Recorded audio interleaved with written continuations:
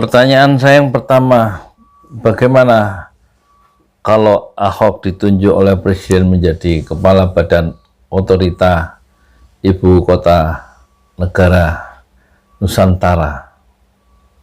Itu pertanyaannya kelihatannya sulit dijawab ya, padahal mudah jawabannya.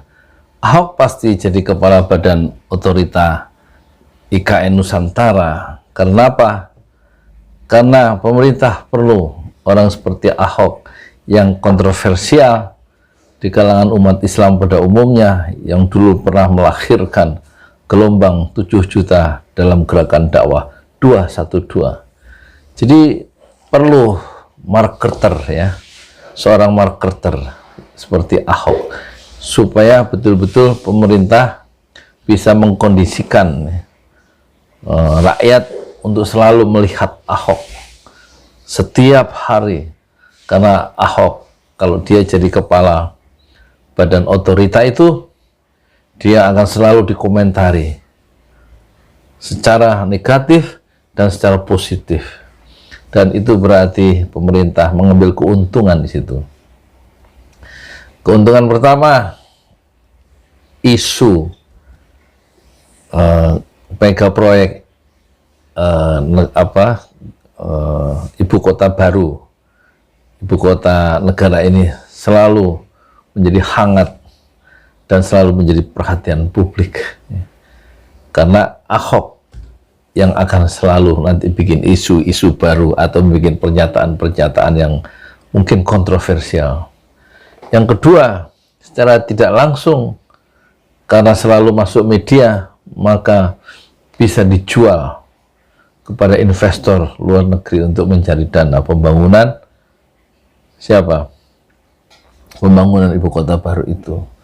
Bahwa ibu kota baru ternyata memang secara media sosial atau dalam bahasa marketingnya dia marketable. Buktinya selalu menjadi perhatian publik.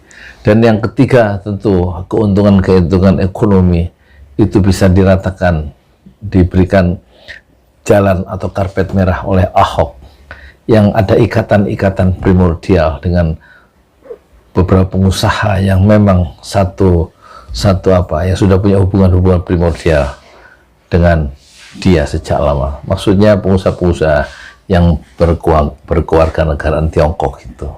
Jadi Ahok pasti dipilih oleh pemerintah, ditunjuk oleh Presiden sebagai kepala Badan Otorita Nusantara karena pertimbangan pasar dan investasi.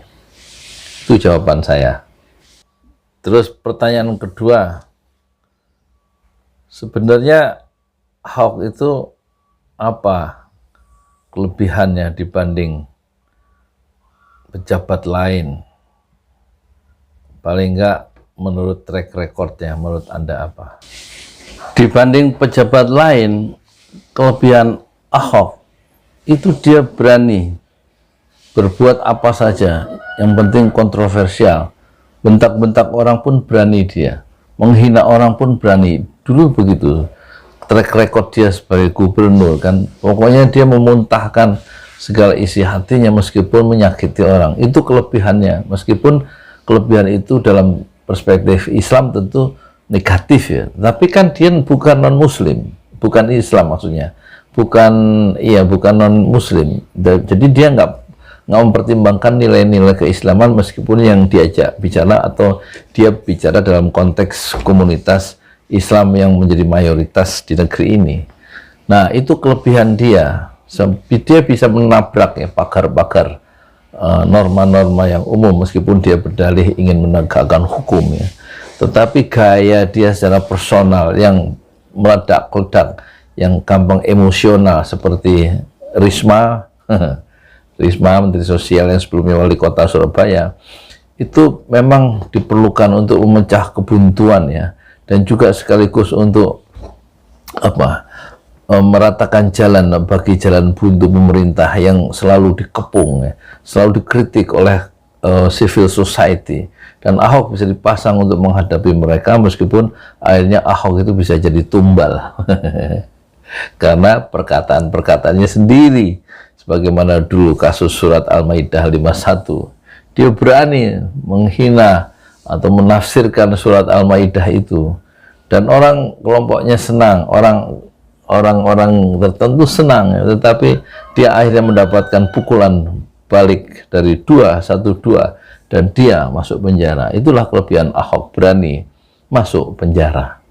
Pertanyaan ketiga, kira-kira dia bisa nggak jadi presiden Republik Indonesia meskipun dia non-muslim? Ahok yang non-muslim itu dimungkinkan jadi presiden menurut Undang-Undang Dasar yang sudah diubah, ya, yang sudah diamandemen dulu. Untuk menjadi presiden harus orang Indonesia asli dan beragama Islam. Sekarang cukup orang Indonesia asli atau WNI. Jadi dia akan dipakai oleh kekuatan kapitalisme global, ya, baik yang di dalam negeri maupun yang di luar negeri. Dengan sekuat tenaga, dengan dana yang triliunan akan diusahakan untuk menjadi presiden.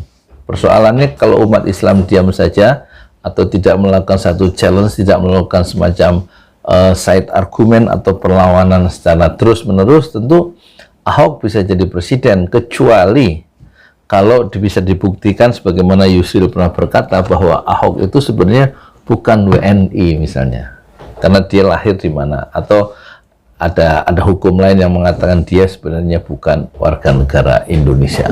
Nah, dia akan otomatis tidak bisa menjadi presiden karena alasan undang-undang.